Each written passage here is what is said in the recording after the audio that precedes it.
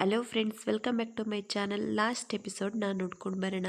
ಬೆಂಗ್ವಿಲ್ prince death ಆದ್ಮೇಲೆ crown prince ಈ ಡೆತ್ತಿನ ಆರೋಪನ ಸುನಂಜಿ ಮೇಲೆ ಬರೋ ಹಾಗೆ ಮಾಡ್ಬೇಕು ಅಂತ ಹೇಳಿ ಪ್ಲಾನ್ ಮಾಡ್ತಾ ಅವಳನ್ನ ಸಿಕ್ಕಾಕ್ಸೋದಿಕ್ಕೆ ಎಲ್ಡರ್ ಪ್ರಿನ್ಸಸ್ ನ ಮೀಟ್ ಮಾಡೋದಿಕ್ಕೆ ಅಂತ ಬರ್ತಾರೆ.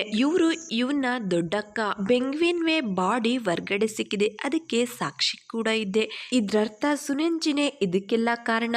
ಆದ್ರೆ ಎಲ್ಡರ್ ಪ್ರಿನ್ಸಸ್ ಅವ್ರ ಮಾತನ್ನ ಅಷ್ಟು ಈಸಿಯಾಗಿ ನಂಬೋದಿಲ್ಲ. ಅದರಿಂದ ಸತ್ಯನ ತಿಳ್ಕೊಳ್ಳೋದಿಕ್ಕೆ ಸುನಂಜಿನ ಜೀವಂತವಾಗಿ ಕರ್ಕೊಂಡ್ ಬರೋದಿಕ್ಕೆ ಹೇಳ್ತಾರೆ. ಕೋನ್ ಪ್ರಿನ್ಸ್ ಸುನಂಜಿನ ಕರ್ಕೊಂಡ್ ಬರೋದಿಕ್ಕೆ ಅಂತ ಪ್ಯಾಲೇಸ್ ಹತ್ರ ಬರ್ತಾರೆ. ಆದ್ರೆ ಅಲ್ಲಿ ಸುನಂಜಿ ಇರೋದಿಲ್ಲ. ಹೇಗಾದ್ರೂ ಮಾಡಿ ಅವಳನ್ನ ಸಿಕ್ಕಾಕ್ಸ್ಬೇಕು ಅಂತ ಒಂದು ಅನೌನ್ಸ್ ಮಾಡ್ತಾರೆ. ಯಾರು ಸುನಂಜಿನ ಜೀವಂತವಾಗಿ ಇಟ್ಕೊಂಡ್ ಬರ್ತಾರೆ ಅವರಿಗೆ ಬಹುಮಾನ ಕೊಡ್ತೀವಿ ಅಂತ. ಮತ್ತೊಂದ್ ಕಡೆ ಸುನಂಜಿ ಜಿಯಾನ್ ಇಲ್ಲಿಂದ ದೂರ ಹೋಗಿ ಜೀವನನ ನಡೆಸಬೇಕು ಅಂತ ಬೇಕಾಗಿರೋ ಸಾಮಾನನ್ನ ಪರ್ಚೇಸ್ ಮಾಡೋದಿಕ್ಕೆ ಅಂತ ಬಂದಿರ್ತಾರೆ. ಆಗ ಅಲೆಗ್ದ ಒಂದ್ ಪೋಸ್ಟರ್ ನ ನೋಡ್ತಾರೆ. ಅದ್ರಲ್ಲಿ ಬರ್ದಿರುತ್ತೆ ಸುನಂಜಿ ಫೋಟೋ ಹಾಕಿ ಯಾರು ಸುನಂಜಿನ ಇಟ್ಕೊಂಡ್ ಬರ್ತಾರೆ ಅವರಿಗೆ ದೊಡ್ಡದಾದ ಬಹುಮಾನ ಕೊಡ್ತೀವಿ ಅಂತ. ಅದನ್ನ ನೋಡ್ತಿದ್ದಾಗೆ ಇಬ್ರು ಅಲ್ಲಿಂದ ಹೊರಟೋಗ್ತಾರೆ. ಜಿಯಾನ್ ಹೇಳ್ತಾರೆ, ನಾವು ಸ್ವಲ್ಪ ದಿವಸ ಹೊರ್ಗಡೆ ಬರೋದಿಕ್ಕಾಗಲ್ಲ. ಕೋನ್ ಪ್ರಿನ್ಸ್ ನಿನ್ ವಿರುದ್ಧ ದೊಡ್ಡ ಪಿತೂರಿನೇ ಮಾಡಿದ್ದಾರೆ. ನಾವು ಇಲ್ಲಿಂದ ದೂರ ಹೋದ್ರೂ ಕೂಡ ನಿನ್ ಜೀವಕ್ಕೆ ಅಪಾಯ ಇದೆ.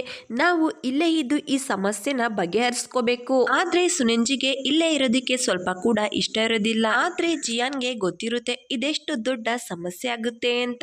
ಅವ್ನ್ ಹೇಳಿದ್ಮೇಲೆ ಸುನಂಜಿ ಕೂಡ ಒಪ್ಕೋತಾಳೆ. ಇಬ್ರು ಬಚ್ಚಿಟ್ಕೊಂಡು ಪ್ಯಾಲೇಸ್ ಬರ್ತಾರೆ. ಜಿಯಾನ್ಗೆ ಹುಡ್ಗಿ ರೀತಿ ಡ್ರೆಸ್ ಮಾಡಿರ್ತಾಳೆ. ಯಾರು ಕೂಡ ಅವನನ್ನ ಕಂಡಿಡಿಬಾರ್ದು ಅಂತ. ಅವನನ್ನ ಆ ಡ್ರೆಸ್ ಅಲ್ಲಿ ನೋಡಿ ಅವಳಿಗೆ ತುಂಬಾನೇ ನಗು ಬರ್ತಿರುತ್ತೆ. ಪೆಂಗ್ವಿನ್ ಪ್ರಿನ್ಸ್ ಹತ್ರ ಬಂದು ಅವ್ರ ಮೂಗತ್ರ ಕೈ ಹಿಡಿದು ಚೆಕ್ ಮಾಡ್ತಾರೆ. ಆಗ್ಲೇ ಅವ್ರು ಡೆತ್ ಆಗಿರುತ್ತೆ. ಆ ಕೊಲೆ ಆರೋಪ ಸುನಂಜಿ ಮೇಲ್ ಬಂದಿರುತ್ತೆ.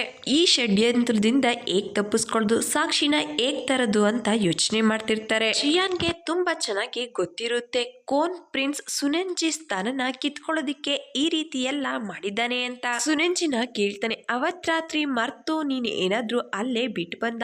ಆಗ ಸುನಂಜಿ ಹೇಳ್ತಾಳೆ, ಮಿಸ್ ಆಗಿ ನನ್ ಟೋಕನ್ ಅಲ್ಲೇ ಬಿದ್ದೋಗಿದೆ.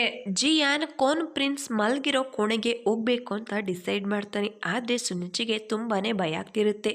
ಆಗ ಅವನು ಹೇಳ್ತಾನೆ, ನಾನ್ ಇರ್ಬೇಕಾದ್ರೆ ನೀನ್ ಯಾಕೆ ಭಯ ಪಡ್ತೀಯಾ ಅಂತ ಹೇಳಿ ಇಬ್ರು ಕೂಡ ಬಚ್ಚಿಟ್ಕೊಂಡು ಪ್ಯಾಲೇಸ್ ಬರ್ತಾರೆ. ಸೀಕ್ರೆಟ್ ದಾರಿ ಜಿಯಾನ್ ಒಬ್ಬನಿಗೆ ಮಾತ್ರ ಗೊತ್ತಿರುತ್ತೆ.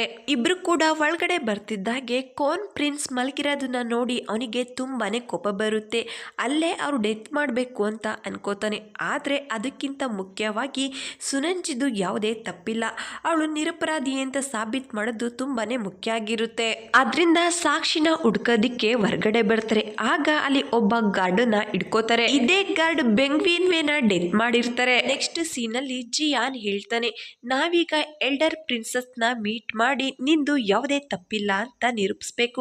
ಈಗ ನಮ್ಮ ಹತ್ರ ಸಾಕ್ಷಿ ಕೂಡ ಇದೆ. ಸುನಂಜಿಗೆ ಸ್ವಲ್ಪ ಅನುಮಾನ ಇರುತ್ತೆ. ಯಾಕಂದ್ರೆ ಎಲ್ಡರ್ ಪ್ರಿನ್ಸಸ್ಗೆ ಕೋನ್ ಪ್ರಿನ್ಸ್ ಚಿಕ್ಕ ತಮ್ಮನ್ ತರ ಇರ್ತಾನೆ. ಎಲ್ಡರ್ ಪ್ರಿನ್ಸಸ್ ಪ್ಯಾಲೇಸ್ಗೆ ಹೋಗ್ತಿರ್ಬೇಕಾದ್ರೆ ಸುನಂಜಿ ಜಿಯಾನ್ ನ ನೋಡಿ ಗಾರ್ಡ್ಸ್ಗೆ ಹೇಳಿ ಅವರಿಬ್ರನ್ನು ಬಂಧಿಸ್ತಾರೆ. ಸುನಂಜಿ ಅವ್ರಿಗೆ ಫ್ರೆಂಡ್ಲಿ ರೀತಿ ಹೇಳ್ತಾಳೆ, ಬೆಂಗ್ವಿನ್ ವೇ ಸಾವಿಗೂ ನನಗೂ ಯಾವುದೇ ರೀತಿ ಸಂಬಂಧ ಇಲ್ಲ. ಇದನ್ನೆಲ್ಲ ನನ್ನನ್ನ ಸಿಕ್ಕಾಕ್ಸ್ಬೇಕು ಅಂತ ಮಾಡಿರೋದು. ಬೇಕಾದ್ರೆ ನನ್ನ ಹತ್ರ ಸಾಕ್ಷಿ ಕೂಡ ಇದೆ. ಆಗ ಜಿಯಾನ್ ಗಾರ್ಡ್ಸ್ ನ ಕರ್ಕೊಂಡು ಡೋರ್ನ ಓಪನ್ ಮಾಡ್ಕೊಂಡು ಒಳಗಡೆ ಬರ್ತಾರೆ. ಆಗ ಗಾರ್ಡ್ಸ್ ಹೇಳ್ತಾರೆ, ಕೋನ್ ಪ್ರಿನ್ಸ್ ಹೇಳಿದ್ಕೆ ನಾನು ಅವ್ರು ಡೆತ್ ಮಾಡ್ಬೇಕಾಗ್ ಬಂತು.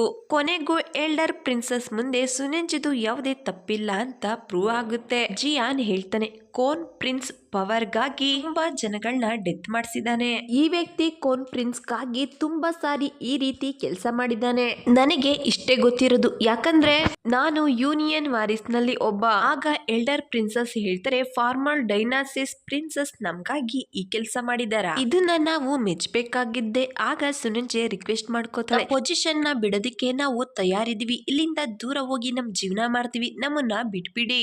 ಆಗ ಎಲ್ಡರ್ ಪ್ರಿನ್ಸಸ್ ಅವರಿಬ್ರು ಹೋಗೋದಿಕ್ಕೆ ಒಪ್ಕೋತಾರೆ. ಅವರು ಹೇಳ್ತಾರೆ, ನೀವು ಇಲ್ಲಿಂದ ದೂರ ಹೋಗಿ, ಎಲ್ರೂ ದೃಷ್ಟಿಲಿ ನೀವು ಸತ್ತೋಗಿದ್ದೀರಾ. ಇಬ್ರು ಎಲ್ರೂ ರೀತಿ ಆರ್ಡಿನರಿ ವ್ಯಕ್ತಿಗಳಾಗ್ತಾರೆ. ಎಲ್ರೂ ರೀತಿ ನಾವು ಕೂಡ ಆರಾಮಾಗಿ ಜೀವನ ಮಾಡ್ಬೋದು ಅಂತ ಹೇಳಿ ಖುಷಿಯಾಗಿ ಸುನಂಜಿಗೆ ಕಿಸ್ ಮಾಡ್ತಾನೆ. ಆಗ ಅವಳು ಹೇಳ್ತಾಳೆ, ನೀನ್ ಇಷ್ಟು ಬೋಲ್ಡ್ ಹೇಗಾದೆ?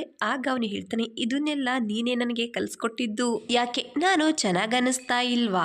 ಆಗ ಸುನಂಜಿ ದೇಹದೊಳಗಡೆ ಮತ್ತೆ ರಾಜ್ಕುಮಾರಿ ರೂಪ ಬರುತ್ತೆ. ಜಿಯಾನ್ ನೋಡಿ ಫಾರ್ಮಲ್ ಡೈನಾಸ್ಟಿಕ್ ನ ಪ್ರಿನ್ಸ್ ಅಂತ ಕರೀತಾಳೆ. ಅವಳ ಬಿಹೇವಿಯರ್ ನ ನೋಡ್ತಿದ್ದಾಗೆ ಜಿಯಾನ್ಗೆ ಅನುಮಾನ ಬರುತ್ತೆ, ಸುನಂಜಿ ಈ ರೀತಿ ಹೇಳೋದಿಕ್ಕೆ ಸಾಧ್ಯನೇ ಇಲ್ಲ ಅಂತ. ಸ್ವಲ್ಪ ಸಮಯ ಆದ್ಮೇಲೆ ಸುನಂಜಿ ಕೂಡ ನಾರ್ಮಲ್ ಆಗ್ತಾಳೆ. ಇಲ್ಲಿಂದ ದೂರ ಹೋಗೋದಕ್ಕಿಂತ ಮೊದಲು ಪ್ಯಾಲೇಸ್ ನಲ್ಲಿ ಕೆಲಸ ಮಾಡೋರೆಲ್ರಿಗೂ ಗಿಫ್ಟ್ ಕೊಟ್ಟು ಮಾತಾಡಿಸ್ಬೇಕು ಅಂತ ಅನ್ಕೋತಾಳೆ. ಮತ್ತೊಂದ್ ಕಡೆ ಪ್ರಿನ್ಸ್ ಯು ಎಲ್ಡರ್ ಪ್ರಿನ್ಸೆಸ್ ಗಾಗಿ ಸ್ಪೆಷಲ್ ಆಗಿ ಸೂಪ್ ನ ಪ್ರಿಪೇರ್ ಮಾಡ್ಕೊಂಡ್ ಬಂದಿರ್ತಾರೆ. ನಾನೇ ಪ್ರಿಪೇರ್ ಮಾಡ್ಕೊಂಡ್ ಬಂದಿದ್ದೀನಿ, ಅದು ಕೂಡ ನಿಮ್ಗಾಗಿ. ಆದ್ರೆ ಎಲ್ಡರ್ ಪ್ರಿನ್ಸೆಸ್ ಅದನ್ನಷ್ಟು ಈಸಿಯಾಗಿ ಕುಡಿಯೋದಿಲ್ಲ. ಬೇಡ್ಗೆ ಅದನ್ನ ಚೆಕ್ ಮಾಡೋದಿಕ್ಕೆ ಹೇಳ್ತಾರೆ. ಅದನ್ನ ಚೆಕ್ ಮಾಡ್ತಿದ್ದಾಗೆ ಗೊತ್ತಾಗುತ್ತೆ ಅದ್ರಲ್ಲಿ ಪಾಯ್ಸನ್ ಇದೆ ಅಂತ. ಆಗ ಪ್ರಿನ್ಸ್ ಯು ನಾಟಕ ಮಾಡೋದಕ್ಕೆ ಶುರು ಮಾಡ್ತಾರೆ. ನನ್ಗೆ ಇದ್ರಲ್ಲಿ ಪಾಯ್ಸನ್ ಇದೆ ಅನ್ನೋ ವಿಷಯ ಇಲ್ಲಿವರೆಗೂ ಗೊತ್ತಿರ್ಲಿಲ್ಲ. ಈ ಕೆಲ್ಸದ ಸಿಪಾಯಿಗಳೇ ಮಾಡಿರೋದು, ರಾಜ್ಕುಮಾರಿ ಸುನಂಜಿ ಅವ್ರನ್ನ ಕರ್ಸಿರೋದು. ಆಗ ಹೆಲ್ಡರ್ ಪ್ರಿನ್ಸೆಸ್ ಹೇಳ್ತಾರೆ, ಈಗ್ಲೂ ಕೂಡ ನನ್ ಮುಂದೆ ಸುಳ್ಳು ಹೇಳ್ತಿದ್ಯಾ ಅಂತ ಹೇಳಿ ಬೆಂಗ್ವಿಲ್ವೇನ ಡೆತ್ ಮಾಡಿದ ಗಾರ್ಡ್ಸ್ ನ ಅವ್ರ ಮುಂದೆ ಕರ್ಕೊಂಡ್ ಬಂದು ನಿಲ್ಲಿಸ್ತಾರೆ. ಸತ್ಯ ಹೊರಗಡೆ ಬರ್ತಿದ್ದಾಗೆ ಎಮೋಷನಲ್ ಆಗಿ ಬ್ಲಾಕ್ ಮೇಲ್ ಮಾಡೋದಕ್ಕೆ ಶುರು ಮಾಡ್ತಾನೆ. ನಾನು ನಿಮ್ಮ ಚಿಕ್ಕಮ್ಮ, ಯಾವಾಗ್ಲೂ ನನ್ನನ್ನ ಒಬ್ಬ ಫೂಲ್ ರೀತಿ ನೋಡ್ತಾ ಇದ್ರಿ. ಆ ರಾಜ್ಕುಮಾರಿ ಸುನೇಂಜಿ ದಿನೇ ದಿನೇ ಬೆಳೀತಾ ಹೋದ್ರೆ ಹೊರಗಡೆ ಜನಗಳು ನನ್ನನ್ನ ನೋಡಿ ನಗ್ತಾ ಇದ್ರು. ಆದ್ರೆ ಎಲ್ಡರ್ ಪ್ರಿನ್ಸೆಸ್ ಅವನಿಗೆ ಕೊಟ್ಟಿದ ಎಲ್ಲಾ ಪವರ್ ಅನ್ನು ಕೂಡ ವಾಪಸ್ ತಗೋತಾರೆ. ನೆಕ್ಸ್ಟ್ ಸೀನ್ ನಲ್ಲಿ ಝೂ ಸಾವಿಗೆ ಕಾರಣದವ್ರ ಮೇಲೆ ಸೇಡ್ ತೀರಿಸ್ಕೋಬೇಕು ಅಂತ ಡಿಸೈಡ್ ಆಗ್ತಾನೆ. ಯಾಕಂದ್ರೆ ಝೂ ಕೋನ್ ಪ್ರಿನ್ಸ್ ಗೆ ತುಂಬಾನೇ ಆತ್ಮೀಯ ಸಿಪಾಯಿ ಆಗಿರ್ತಾನೆ. ಸುನಂಜಿ ಅಲ್ಲಿ ಎಲ್ಲಾ ಕೆಲಸ ಮಾಡೋರ್ಗು ಕೂಡ ಗಿಫ್ಟ್ ನ ಕೊಟ್ಟು ಮಾತಾಡ್ಸ್ಕೊಂಡು ಹೋಗ್ತಾಳೆ. ಮತ್ತೊಂದ್ ಕಡೆ ಎಲ್ಡರ್ ಪ್ರಿನ್ಸೆಸ್ ಗೆ ಯು ಬಗ್ಗೆ ರಿಪೋರ್ಟ್ ಸಿಗುತ್ತೆ. ಅವ್ರ ಪೋಸ್ಟ್ ನ ಕಳ್ಕೊಂಡ್ಮೇಲೆ ಅವರು ಏನ್ ಬೇಕಾದ್ರೂ ಮಾಡೋದಿಕ್ಕೆ ತಯಾರಾಗಿದ್ದಾರೆ. ಎಲ್ಡರ್ ಪ್ರಿನ್ಸೆಸ್ಗೆ ಯುನ ಯಾವ ರೀತಿ ಹ್ಯಾಂಡಲ್ ಮಾಡಬೇಕು ಅಂತ ತುಂಬಾ ಚೆನ್ನಾಗಿ ಗೊತ್ತಿರುತ್ತೆ. ಯಾಕಂದ್ರೆ ಯು ಎಲ್ಡರ್ ಪ್ರಿನ್ಸೆಸ್ಗೆ ಚಿಕ್ಕ ತಮ್ಮ. ಮತ್ತೊಂದ್ ಕಡೆ ಸುನಂಜಿ ಜಿಯಾನ್ಗಾಗಿ ಡಿಶ್ ನ ಪ್ರಿಪೇರ್ ಮಾಡ್ಕೊಂಡು ಬಂದು ಟೇಸ್ಟ್ ಮಾಡೋದಿಕ್ಕೆ ಹೇಳ್ತಾಳೆ. ಆದ್ರೆ ಮೊದಲು ಜಿಯಾನ್ಗೆ ಸ್ವಲ್ಪ ಭಯ ಆಗುತ್ತೆ. ಆಮೇಲೆ ಟೇಸ್ಟ್ ಮಾಡಿ, ವಾವ್ ಎಮ್ಮಿ, ನಿನಗೆ ಕುಕ್ ಮಾಡೋದಿಕ್ಕೆ ಬರಲ್ಲ ಅಂತ ಹೇಳ್ದೆ, ಇಷ್ಟು ಚೆನ್ನಾಗಿ ಕುಕ್ ಮಾಡಿದ್ಯಾ? ಆಗ ಸುನಂಜಿನೇ ಖುದ್ದಾಗಿ ಟೇಸ್ಟ್ ಮಾಡ್ತಾಳೆ. ಸ್ವಲ್ಪ ಕೂಡ ಚೆನ್ನಾಗಿರೋದಿಲ್ಲ. ಆಗ ಅವಳು ಹೇಳ್ತಾಳೆ, ನೀನ್ ನನ್ನನ್ನ ದಡ್ಡಿ ಮಾಡ್ತಿದ್ಯಾ, ಯಾಕೆ ನನ್ನ ಹತ್ರ ಸುಳ್ಳು ಹೇಳ್ದೆ? ಆಗ ಜಿಯಾನ್ ಮನ್ಸಲ್ಲೇ ಯೋಚನೆ ಮಾಡ್ತಾನೆ, ಈಗಾಗ್ಲೇ ನಾನು ವಾಂಗ್ ನ ಕಳ್ಕೊಂಡ್ಬಿಟ್ಟಿದ್ದೀನಿ, ಇನ್ನು ನಿನ್ ಮನ್ಸಿಗೆ ಬೇಜಾರ್ ಮಾಡೋದಿಕ್ಕೆ ನನಗೆ ಇಷ್ಟ ಇಲ್ಲ. ಸುನಂಜಿನ ಮೀಟ್ ಮಾಡಿದಾಗೆಲ್ಲ ಅವನ್ಗೆ ಅನ್ನಿಸ್ತಾ ಇರುತ್ತೆ, ಇದು ನಮ್ ಕೊನೆ ಭೇಟಿ, ಮತ್ತೆ ನಾವು ಭೇಟಿ ಆಗಲ್ಲ ಅಂತ. ಸುನಂಜಿ ಅವ್ರನ್ನ ಬಿಟ್ಟೋಗೋ ದಿವಸ ಬಂದೇ ಬಿಡುತ್ತೆ. ಯು ಅವನ್ ಕಡೆ ಜನಗಳನ್ನ ಕರ್ಕೊಂಡ್ ಬಂದು 4 ಕಡೆಯಿಂದ ಕವರ್ ಮಾಡ್ತಾನೆ. ಜಿಯಾನ್ ಅವಳಿಗೆ ಬ್ಯಾಸ್ಲೆಟ್ ನ ಕೊಡ್ತಾ ಹೇಳ್ತಾನೆ, ನಾನು ಹೇಗೆ ಹೇಳ್ತೀನೋ ನೀನು ಅದೇ ರೀತಿ ಮಾಡ್ಬೇಕು. ಆಗ ಸುನಂಜಿ ಹೇಳ್ತಾಳೆ, ಮತ್ತೆ ಈ ಬ್ಯಾಸ್ಲೆಟ್ ನ ಯಾಕೆ ವಾಪಸ್ ತಗೊಂಡ್ ಬಂದೆ? ನಾನು ಯಾವಾಗ್ಲೂ ಕೂಡ ನಿನ್ ಜೊತೆಲೆ ಇರ್ಬೇಕು ಅನ್ಕೊಂಡಿದ್ದೀನಿ. ನಾನು ವಾಪಸ್ ಹೋದ್ರೆ ಮತ್ತೆ ಯಾವತ್ತೂ ಕೂಡ ನಿನ್ನನ್ನ ಮೀಟ್ ಮಾಡೋದಿಕ್ಕೆ ಆಗೋದಿಲ್ಲ. ಆಗ ಜಿಯಾನ್ ಹೇಳ್ತಾನೆ, ನೀನಿಲ್ಲೇ ಇರೋದಿಕ್ಕಾಗಲ್ಲ, ನಿನ್ ದೇಹದಲ್ಲಿ ಬದಲಾವಣೆ ಆಗ್ತಿದೆ, ನಿನ್ಗೆ ಗೊತ್ತಾಗ್ತಿಲ್ಲ. ರಾಜ್ಕುಮಾರಿ ರೂಪ ವಾಪಸ್ ಬರ್ತಿದೆ. ನೆಕ್ಸ್ಟ್ ಸೀನ್ ಅಲ್ಲಿ ಕೋನ್ ಪ್ರಿನ್ಸ್ ಸುನಂಜಿ ಜಿಯಾನ್ ಮೇಲೆ ಅಟ್ಯಾಕ್ ಮಾಡೋದಿಕ್ಕೆ ಅಂತ ಬರ್ತಾರೆ. ಅದೇ ಸಮಯಕ್ಕೆ ಸುನಂಜಿ ದೇಹದಲ್ಲಿ ರಾಜ್ಕುಮಾರಿ ರೂಪ ವಾಪಸ್ ಬರುತ್ತೆ. ಜಿಯಾನ್ ನೋಡ್ತಿದ್ದಾಗೆ ಸುನಂಜಿ ಅವನೊಟ್ಟೆಗೆ ಖಡ್ಗನ ಚುಚ್ಚಿಬಿಡ್ತಾಳೆ. ಆದ್ರೆ ಯುಗೆ ತುಂಬಾನೇ ಖುಷಿ ಆಗುತ್ತೆ. ಸುನಂಜಿಗೆ ಏನ್ ಮಾಡ್ದೆ ಅಂತ ಅರ್ಥ ಆಗೋದಿಲ್ಲ, ಪ್ಲೀಸ್ ನನ್ನನ್ನ ಕ್ಷಮಿಸ್ಬಿಡು, ನಾನು ಏನ್ ಮಾಡ್ದೆ ಅಂತ ನನ್ಗೇನು ಕೂಡ ಗೊತ್ತಾಗ್ತಿಲ್ಲ, ನನ್ನನ್ನ ಬಿಟ್ಟು ಹೊರಟೋಗ್ಬೇಡ. ಜಿಯಾನ್ಗೆ ತುಂಬಾ ಚೆನ್ನಾಗಿ ಗೊತ್ತಿರುತ್ತೆ ಇದನ್ನೆಲ್ಲ ರಾಜ್ಕುಮಾರಿನೇ ಮಾಡಿದ್ದು ಅಂತ. ಅಷ್ಟರಲ್ಲಿ ಜೋರಾಗಿ ಬಿರುಗಾಳಿ ಬೀಸೋದಿಕ್ಕೆ ಶುರುವಾಗುತ್ತೆ. ಎಲ್ರು ಕೂಡ ಅವರಿಬ್ರು ಅಲ್ಲೇ ಬಿಟ್ಟು ಹೊರಟೋಗ್ತಾರೆ.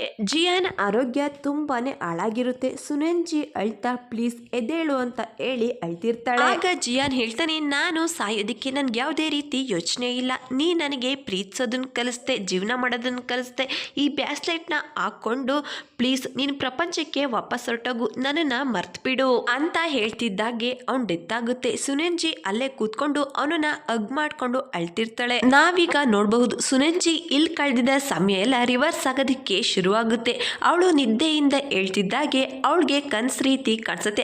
ಅವಳು ಅನ್ಕೋತಾಳೆ, ಇದು ಕನ್ಸಾಗಿದ್ರೆ ನನ್ಗ್ಯಾಕೆ ರಿಯಲ್ ಅಂತ ಅನ್ನಿಸ್ತಾ ಇದೆ. ಆ ಹುಡುಗನ ನನ್ನ ಕೈಲಿ ಯಾಕೆ ಮರೆಯೋದಿಕ್ಕಾಗ್ತಿಲ್ಲ. ಟೈಮ್ ನೋಡ್ತಾಳೆ, ಆಗ್ಲೇ ಕೆಲ್ಸಕ್ಕೆ ಸಮಯ ಆಗುತ್ತೆ. ಓಡ್ಕೊಂಡು ಬರ್ತಿರ್ಬೇಕಾದ್ರೆ ರೋಡಲ್ಲಿ ಒಬ್ಬ ಫೋಟೋಗ್ರಾಫರ್ಗೆ ಗುದ್ಬಿಡ್ತಾಳೆ. ಆ ಹುಡ್ಗ ಬೇರೆ ಯಾರು ಅಲ್ಲ, ಅದು ಜಿಯಾನ್ ಆಗಿರ್ತಾನೆ. ಒಬ್ರು ನೋಡಿ ಅವರಿಗೆ ತುಂಬಾನೇ ಖುಷಿ ಆಗುತ್ತೆ. ಒಬ್ರಿಗಾಗಿ ಒಬ್ರು ಹುಟ್ಟಿದ್ದಾರೆ ಅನ್ನಷ್ಟು ಫೀಲ್ ಆಗ್ತಿರುತ್ತೆ. ಇಲ್ಲಿಗೆ ಈ ಡ್ರಾಮಾ ಹ್ಯಾಪಿ ಎಂಡಿಂಗ್ ಆಗುತ್ತೆ. Thank you for watching. First time ನನ್ನ ವಿಡಿಯೋಸ್ ನೋಡ್ತಿದ್ರೆ ಪ್ಲೀಸ್ ಸಬ್ಸ್ಕ್ರೈಬ್ ಮಾಡಿ, ಸಪೋರ್ಟ್ ಮಾಡಿ.